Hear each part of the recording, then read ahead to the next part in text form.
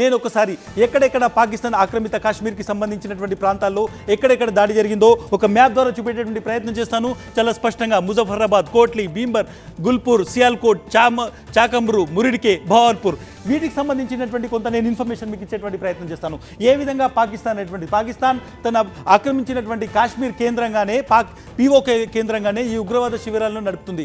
ఈ ఉగ్రవాద శిబిరాల్లో ఏం చేస్తారు అంటే అక్కడ కాశ్మీర్ నుంచి తీసుకెళ్లినటువంటి యువకుల్ని, అదేవిధంగా ఇంకా పాకిస్తాన్లో రిక్రూట్ చేసినటువంటి వాళ్ళను అక్కడికి తీసుకొచ్చి వాళ్లకు ముఖ్యంగా AK-47 ఎలా నడపాలి, ఇన్సాస్లు ఎలా నడపాలి, ఏ విధంగా బాంబులు తయారు చేయాలి, ఏ విధంగా ప్రజలను చంపాలి, ఏ విధంగా యుద్ధాన్ని ప్రోత్సహించే విధంగా కార్యకలాపాలు చేయాలి అనేటువంటి ఒక రకమైనటువంటి ట్రైనింగ్ వాళ్ళకి ఇస్తారు. సో ఆ ట్రైనింగ్ సెంటర్స్ ఏవైతే ఉన్నాయో ఈ ముఖ్యమైనటువంటి మసూద్ అజర్, హఫీజ్ సయీద్ వీళ్ళందరూ పాకిస్తాన్కి సంబంధించినటువంటి ISI రక్షణలో, ఆర్మీ రక్షణలో వీళ్ళందరూ పాకిస్తాన్లో ఉన్నారు. ఒకరు కరాచీలో ఉన్నారు, ఒకరు ఇస్లామాబాద్లో ఉన్నారు. చాలామంది ఉగ్రవాదులు ముఖ్యంగా ఇండియా నుంచి వెళ్ళినటువంటి చాలామంది ఎవరైతే టెర్రరిస్ట్ యాక్టివిటీస్ చేసి ఇక్కడ నుంచి వెళ్ళినారో వాళ్ళందరినీ అక్కడ పెట్టి వాళ్ళ ద్వారా ఇవన్నీ కూడా ఆపరేషన్స్ పాకిస్తాన్ చేస్తుంది, భారతదేశంలో దాడులకు తెగబడుతుంది.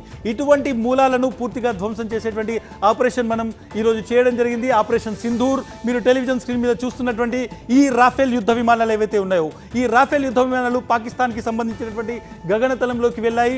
అక్కడ మిసైల్స్ వేశాయి. చాలా ఖచ్చితత్వంతో కూడినటువంటి దాడి జరిగింది. పూర్తిగా 7 చోట్ల 24 సార్లు మొత్తం ఈ అటాక్ జరిగినట్టుగా తెలుస్తోంది.